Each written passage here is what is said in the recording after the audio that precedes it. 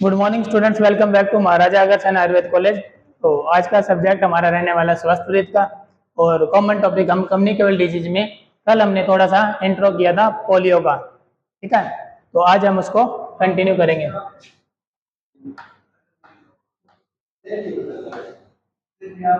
Polio polio क्या है? फैलने वाली ऐसी बीमारी है जो वायरस के कारण होती है। ठीक है, इसका दूसरा नाम है पोलियो माइलाइटिस।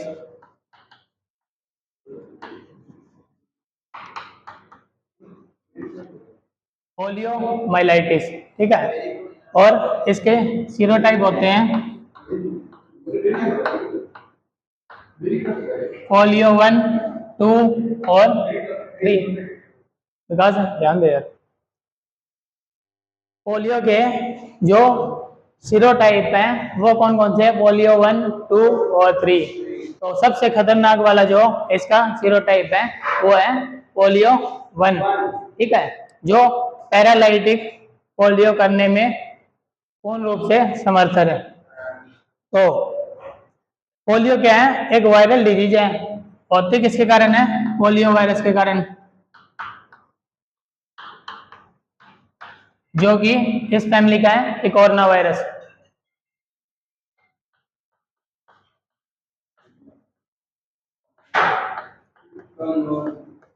पिकोरना वायरस फैमिली का है। ठीक है, क्या कर रहे हो? हाँ, पिकोरना वायरस और एटेनो एंटेरो वायरस है। ठीक है, और है क्या ये? आरएनए। किस टाइप का है? एक तो होता है, मैंने आपको बताया है, जो वायरल होता है आरएनए या डीएनए होता है, लेकिन ये क्या है? आरएनए। ठीक है, वायरल है ये। अभी मैंने बताया ना, पोलियो वायरस। ठीक है, ये चीज ध्यान रखनी है। कौन सी डिजीज बैक्टीरियल है, कौन सी वायरल है, कौन सी फंगल है, कौन सी पैरासाइटिक है। ठीक है, उस है? पोलियो के पोलियो का सबसे बड़ा लक्षण यही होता है, जैसे ये बच्चों में होने वाली बीमारी है। ठीक है, और ये करती क्या है? किसी भी मतलब लोअर अपने जो लोअर लिम्स है, किसी भी अंग को वो क्या करती है? परमानेंटली डैमेज पैरालाइज कर देता है। ठीक है, वो भी जैसे नहीं, अचानक से नहीं होगा। हाँ, पहले बुखार आना, ठीक है, गले में दर्द होना, उल्टी आना।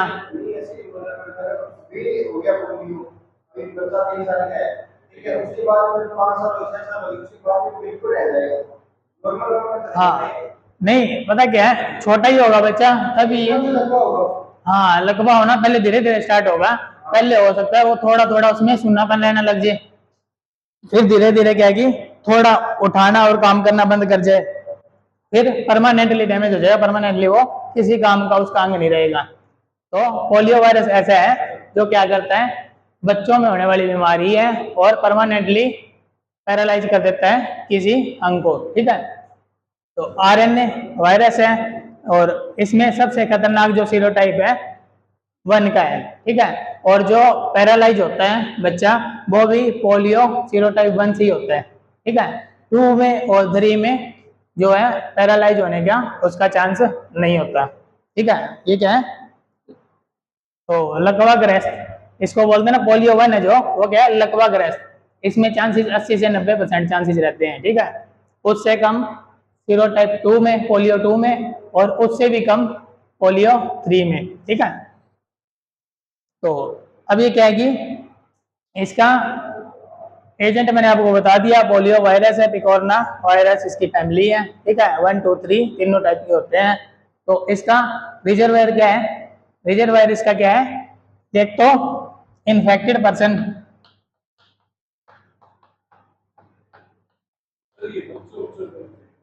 हाँ जी, हाँ वायरल है ना, इन्फेक्टेड है। बड़ों में नहीं होता, अगर जो आपके 4-5 साल निकल गए तब उसके बाद फिर होने के चांसेस नहीं है इसको। ये बच्चों की बीमारी है मेरे लिए। ठीक है, इन्फेक्टेड पर्सन से, और दूसरा कैरियर से, यानी कि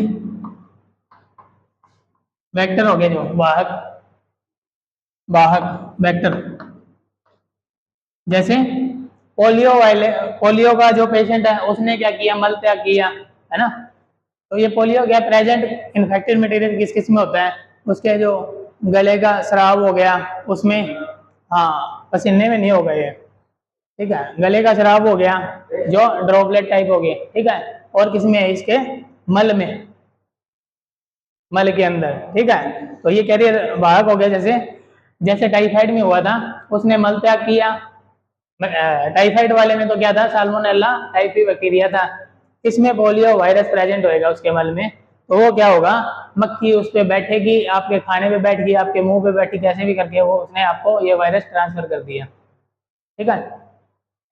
तो ये जो रिजर्वायर है, मतलब किसके अंदर प्रेजेंट होता है ये, एक तो इन्फेक्टेड पर्सन है जिसको पहले से ये हुआ है, और दूसरा वाहक, यानी कि जो कैरियर है उसका।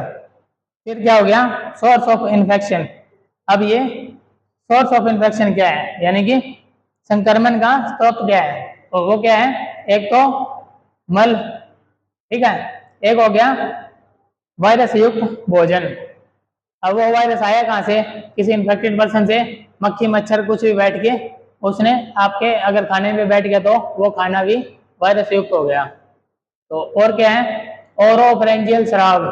ओरोफेरेंजियल स्राव क्या है, ओरोफेरेंजियल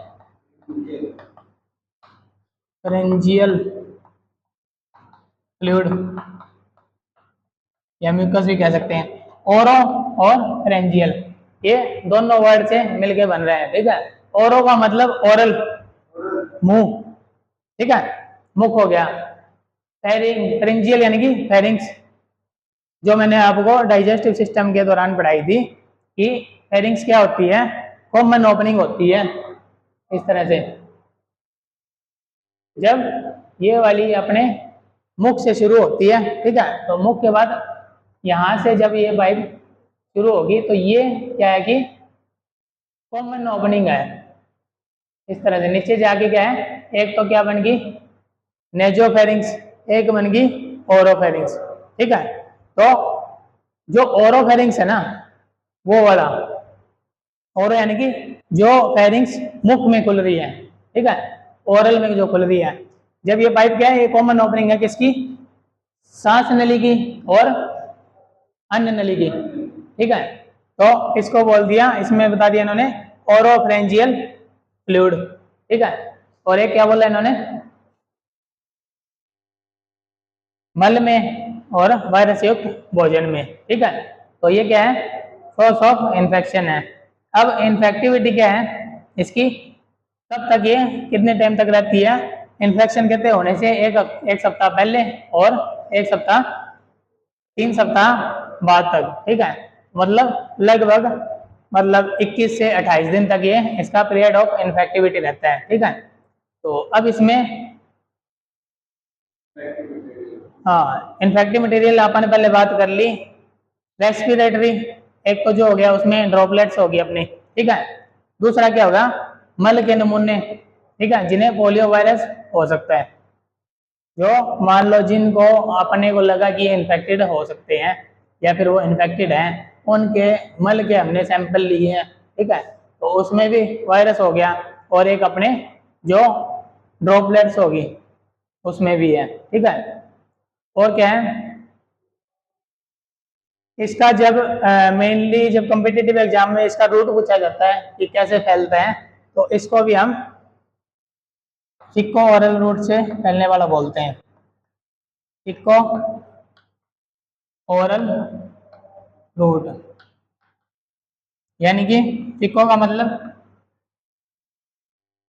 इको का मतलब क्या होगा है,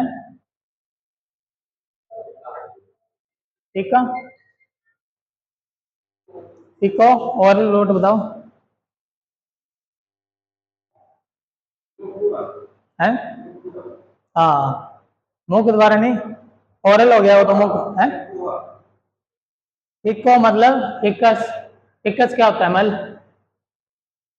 मल और है, हाँ मल और मुख,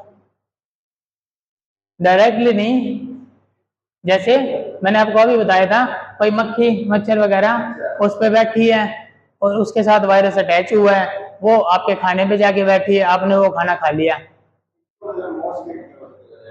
मॉस्किटो नहीं बोला, फिको फिको बोलते हैं हम मल को, फिकस, ठीक है, फिको ओरल रूट, ठीक है। तो अब ये कह रहे हैं कि बीमारी के जब तीसरा चरण आता है ना, तीसरे चरण में क्या कह रहे हैं, रोग बूंदों के संक्रमण के साथ साथ पहले शुरू वाले जो होते हैं वो बूंदों के द्वारा फैलता है ना, जो शुरुआती चरण के होते हैं वो बूंदों के द्वारा फैलता है, लेकिन कहते तीसरे चरण में आने के बाद ये क्या है, बूंदों के साथ साथ फिको ओरल रूट से भी फैलना शुरू हो जाता है। और फिर लास्ट में तीसरे चरण के बाद क्या होता है, ये सिर्फ फिको ओरल रूट से ही फैलता है, फिर बूंदों के द्वारा नहीं फैलता, ठीक है। तो इसका इंक्यूबेशन पीरियड क्या है, 7 से 14 दिन।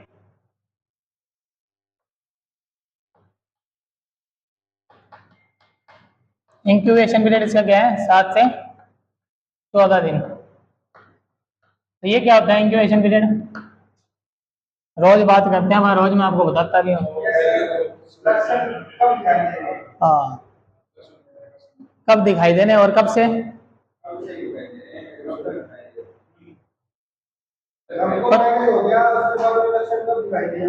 हमको वायरस हो गया नहीं, वायरस अपने बॉडी में एंटर हो गया, और सिर्फ वायरस ही नहीं, बैक्टीरिया, फंगल, पैरासाइट, ठीक है, जो भी, हाँ, इन्फेक्टेड चीजें जो भी है, इन्फेक्टेड मटेरियल है वो हमारी बॉडी में एंटर की है, उसके कितने दिनों बाद क्या है, फर्स्ट लक्षण, फर्स्ट सिम्टम आपको शो हुआ है, ठीक है।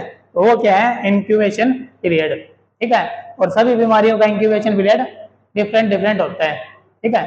किसी का 7 से 14 दिन, किसी का 1 से 3 दिन, किसी का कुछ साल भी होते हैं, जैसे एड्स का 5, रेबिस का भी जैसे 5 साल था, और एड्स का भी 5 साल तक हो सकता है, ठीक है। हाँ, एड्स हमने पहले पढ़ ली शायद है,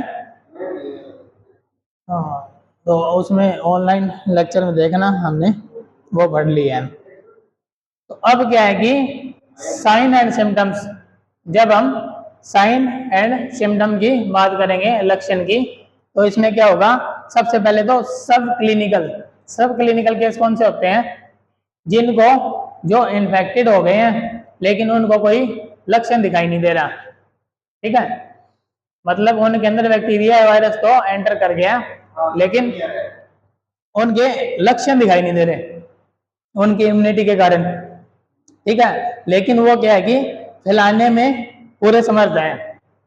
अगर मान लो कोई ऐसा पेशेंट है जिसको ये वायरस उसके बॉडी में है और उसको लक्षण नहीं दिखाई दे रहे, तो उसको लग भी नहीं रहा कि मैं बीमार हूं, तो वो क्या करेगा, नॉर्मली सारी पब्लिक के भीतर घूमता रहेगा, मिलता रहेगा, हाथ मिलाएगा, खाएगा पिएगा, सब कुछ करेगा, तो उसके कारण क्या होगा कि वो दूसरे लोगों को भी वो वायरस ट्रांसफर कर देगा, ठीक है। तो हो सकता है कि जो दूसरे पेशेंट को किसी भी बंदे को उसने वो वायरस ट्रांसफर किया है, तो उसमें तुरंत ही वो जो भी इंक्यूबेशन पीरियड है 7 से 14 दिन के बाद वो बीमार हो जाएगा, ठीक है। तो सब क्लिनिकल केस ऐसे ही हैं जिन्होंने टेस्ट नहीं करवाया, उनके अंदर वायरस है और लक्षण भी दिखाई नहीं दे रहे, ठीक है। तो अब ये क्या कह रहे हैं, 91 से 96% जो केसेज हैं वो क्या है, सब क्लिनिकल होते हैं पोलियो के, ठीक है।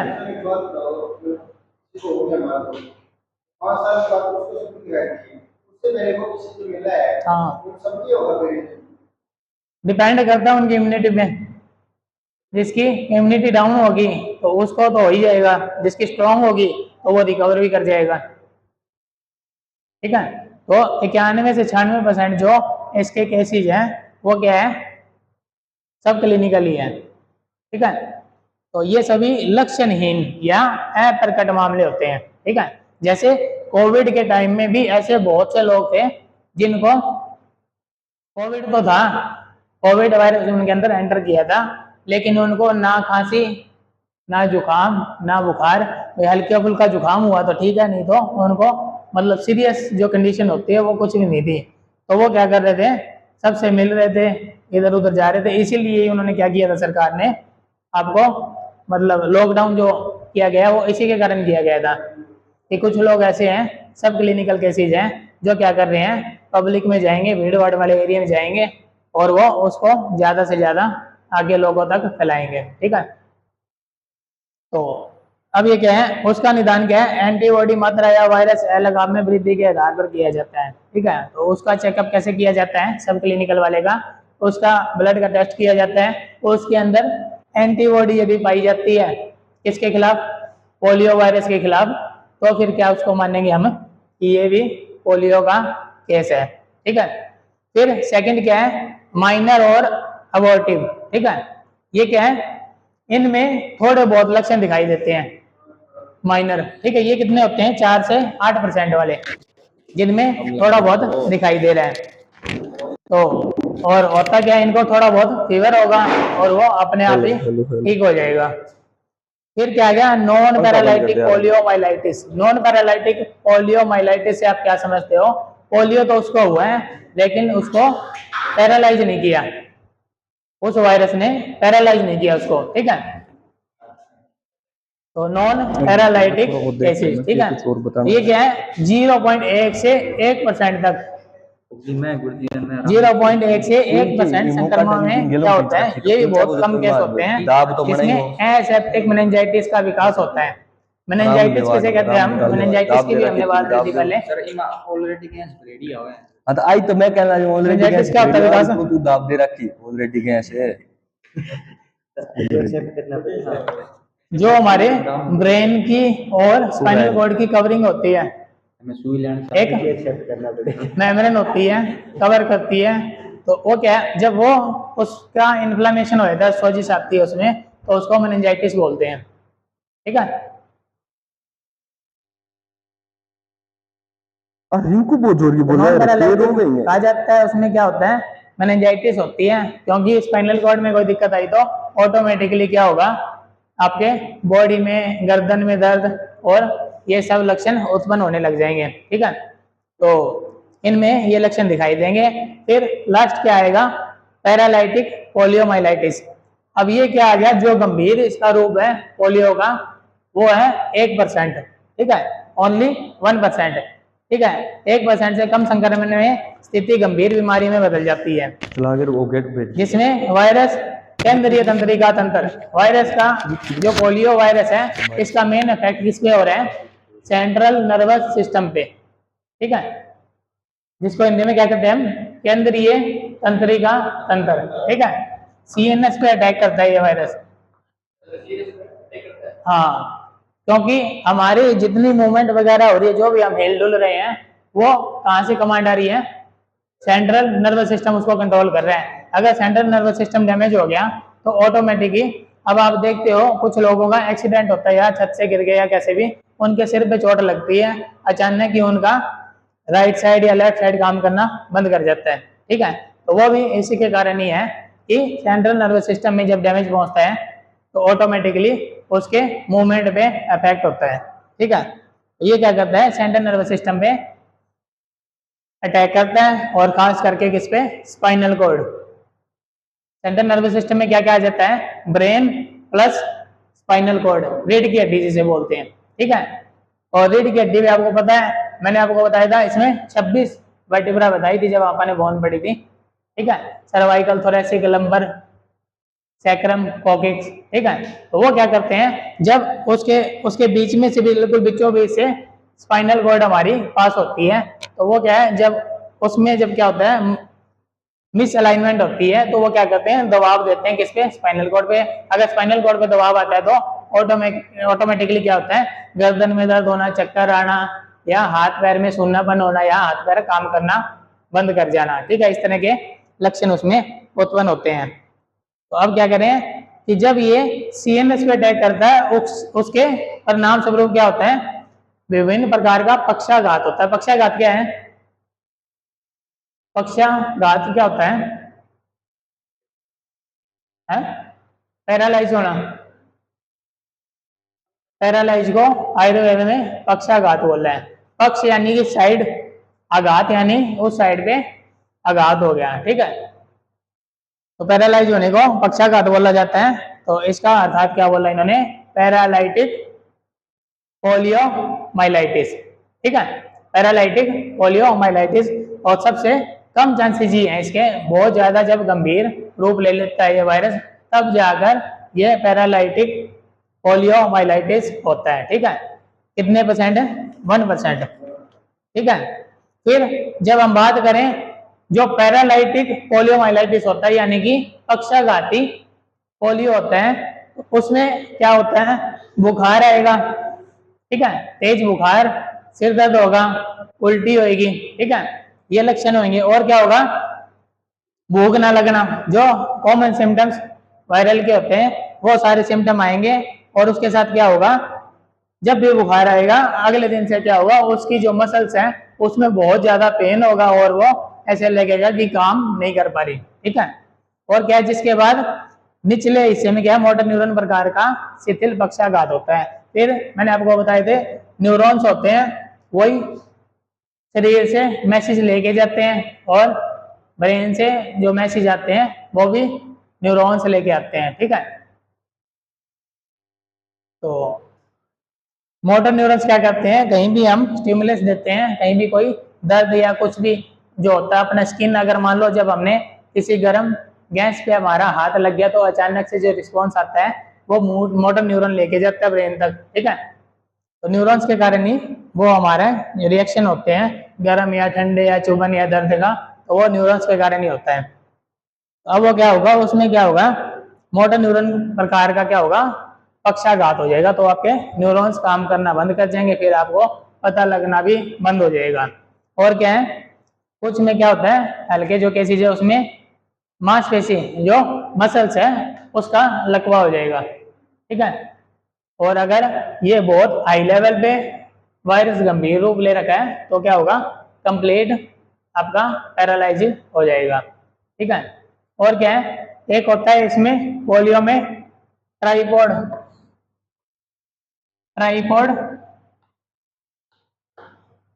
साइन, जैसे ये है ट्राइपॉड है। ठीक है, ऐसा साइन होगा। ऐसा साइन क्यों होगा? क्योंकि उसका ये वाला हिस्सा काम करना बंद कर गया है ना, नीचे वाला। तो उसने क्या किया? 2 हाथ लगाए, है ना, हाथ के सहारे से फिर वो अपने जो हिप रीजन उसको उठाएगा, तो वो एक ट्राइपॉड की तरह उस टाइम पे होगा। ठीक है, तो इसलिए जब भी कहीं पे कॉम्पिटिटिव एग्जाम में ये पॉइंट बनता है कि ट्राइपॉड साइन किस बीमारी से रिलेटेड है, तो वहां पे आपको जो भी ऑप्शन दिए जाएंगे अलग अलग, तो उसमें पोलियो का नाम आप लगाओगे। ठीक है, जैसे टाइफाइड में हमने क्या एक खास साइन बताया था? अगर टाइफाइड का भी एक क्वेश्चन आता होता है अक्सर एग्जाम में, है? हाँ, स्टेप लैडर फीवर। ठीक है, जैसे पौड़ियों पे जैसे चढ़ते हैं उस हिसाब से जो फीवर आता है तो वो किस में होता है? एक और भी ऐसे ही जो टर्म थी टाइफाइड में, स्टूल से रिलेटेड थी। हाँ, पी सूप, जैसे मटर का सूप होता है उस तरह का मलत्याग होगा। तो एक कोलेरा के लिए भी मैंने आपको बताया था। हाँ, राइस वाटर स्टूल की बात होगी तो वो किस में दिखाई देता है? खासकर कोलेरा में। ठीक है, तो ये चीजें आपको याद रखनी है, आपके आगे यही नहीं कॉम्पिटिटिव एग्जाम में भी आपको काम आएंगी ये चीजें। ठीक है, तो ये फिर आगे क्या है उसमें? निदान। अब हम इसको चेक कैसे करेंगे कि पोलियो हुआ है? ठीक है, उसको कंफर्म कैसे करेंगे? उसका डायग्नोज कैसे करेंगे? एक तो जनरली उसका टेस्ट होगा, फुल बॉडी का टेस्ट होगा। ठीक है, शारीरिक परीक्षण होगा जैसे सीबीसी वगैरह ब्लड के अंदर।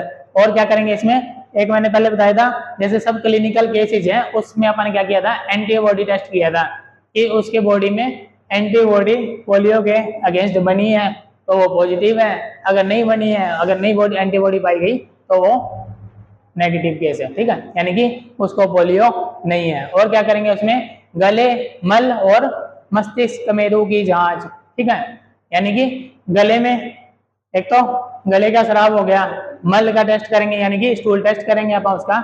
और क्या करेंगे? मस्तिष्क मेरु द्रव्य की जांच यानी कि सेरिब्रोस्पाइनल फ्लूइड। ठीक है, जैसे ये ब्रेन है, ठीक है, और इसके साथ ये अटैच होती है हमारी रीढ़ की हड्डी, ठीक है, इसके ऊपर कवरिंग होती है मेनिंजेस की, ठीक है, और इसके बीच में होता है एक फ्लूइड इसकी नरिशमेंट के लिए, उसको बोलते हैं हम सेरिब्रोस्पाइनल फ्लूइड, ठीक है, सेरिब्रोस्पाइनल फ्लूइड, जिसे शॉर्ट में हम कहते हैं CSF, ठीक है। तो जब भी कोई CNS से रिलेटेड बीमारी होती है, बहुत गंभीर बीमारी होती है, तो थोड़ा सा इसको पंक्चर करके CNS निकाला जाता है, CSF निकाला जाता है, CNS नहीं सॉरी CSF निकाला जाता है। इसमें बोलते हैं ना आपके ब्रेन से वो फ्लूइड निकाला है, तो CSF निकाला जाता है, CSF को चेक किया जाता है, ठीक है। तो इसमें वो टेस्ट भी आप कर सकते हैं। और क्या करेंगे इसमें, जो पोलियो वाले पेशेंट है उसको क्या करेंगे, आइसोलेट करेंगे, आइसोलेट कर लेंगे। अभी जैसे कोविड में भी आइसोलेट कर रहे थे, यानी कि उसको जिसको पेशेंट को ये हुआ है उसको हमने क्या किया, पब्लिक से या कम्युनिटी से थोड़ा अलग कर दिया उसको, ठीक है, तो उसे क्या बोल दिया, आइसोलेशन। और क्या करेंगे, PCR पॉलीमरेज चेन रिएक्शन, ये टेस्ट भी हमने कोविड के अंदर किया था, जो कॉटन स्वैब लेते हैं। और क्या है, पोलियो वायरस का एल-अगाबो का जीनोमिक अनुक्रमण, ठीक है, पोलियो वायरस के जो जीनोम है उनको चेक किया जाएगा। फिर अब इसके प्रिवेंशन एंड कंट्रोल कैसे करेंगे, इसका बचाव कैसे करेंगे। इसका बचाव तो हमने शुरू में जब ये पोलियो शुरू किया था तभी बात की थी कि इसमें प्रॉपर कोई ट्रीटमेंट नहीं है, ठीक है, तो इसके लिए बचाव ही क्या है, बचाव ही करना जरूरी है, ठीक है। तो इसी के लिए है जो अपन ने बात की थी, prevention is better than cure, ठीक है, तो बचाव क्या है, ट्रीटमेंट से, चिकित्सा से बेहतर है। तो इसके लिए क्या करेंगे, पोलियो के लिए कोई विशिष्ट उपचार नहीं है। और क्या है, फिर अच्छी देखभाल होगी उसकी, या फिजियोथेरेपी, फिजियोथेरेपी इसमें जरूरी है। फिजियोथेरेपी क्या होती है, फिजियोथेरेपी सुना होगा, क्या होता है, हैं?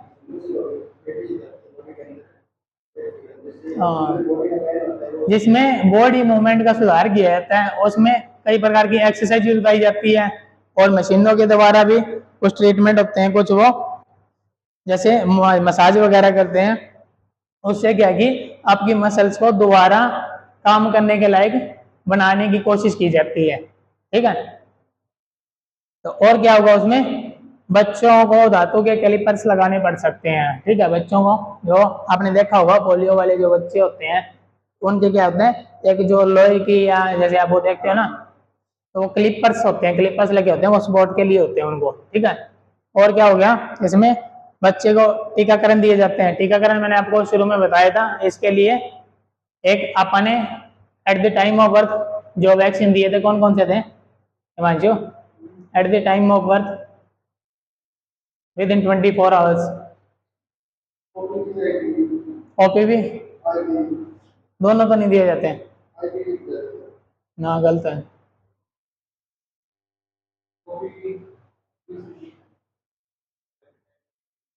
ये तीनों at the time of birth दिए जाते हैं, OPV, BCG और हेपेटाइटिस बी, ठीक है। BCG अपन ने दिया है, एक तो ट्यूबरकुलोसिस के लिए, एक और मैंने कल एक डिजीज पढ़ाई थी, बताओ कौन सी थी जिसमें BCG दिया जाता है, अंकित है, हैं? लेप्रोसी जो थी, लेप्रोसी के कुष्ठ रोग के मैंने आपको बताए थे लक्षण, जो मतलब साल्ट एक जैसे उसमें दिया जाता है, कंपोजिशन रिफेम्पिसिन दिया जाता है ना, तो जो BCG है हम वो भी इसमें लेप्रोसी और इसमें दोनों में काम करेगी, ठीक है। तो इसका टीकाकरण जब किया जाता है टाइम टू टाइम, क्या है कि हमने बचपन में बच्चे को सारी time to time proper immunisation करवानी है, ठीक है। और क्या है, 6 महीने तक की उम्र में प्रॉपर इसकी वो वैक्सीन होगी, और वैक्सीन इसकी 2 टाइप की होती है, एक तो OPV होती है, ओरल पोलियो वैक्सीन, एक IPV होती है, जिसे क्या कहते हैं, इनएक्टिव पोलियो वैक्सीन, ठीक है। जो IPV वाली होती है वो साक, जिसे IPV वाली है इसको साक वैक्सीन कहते हैं, ठीक है। और एक और 7 OPV वाली, और ये IPV, ये इनएक्टिव है, ये ओरल पोलियो वैक्सीन है। ठीक है, तो इस तरह से और क्या किया जाता है इसके लिए जो प्रोग्राम चलाए जाते हैं सरकार के द्वारा, वो क्या है, पल्स पोलियो प्रतिरक्षण कार्यक्रम चलाया जाता है। और इसमें 2 बूंद जिंदगी की जो एक नारा दिया गया है वो इसी के लिए है। 2 बूंद ही पिलाई जाती है ओरल पोलियो वैक्सीन की, तो जिससे कि उसकी जिंदगी सुधर सके। पल्स पोलियो प्रोग्राम चलाए जाते हैं। तो ये हमारा पोलियो हुआ कंप्लीट। आज की क्लास में इतना ही, आगे कंटिन्यू करेंगे नेक्स्ट क्लास में। Thank you.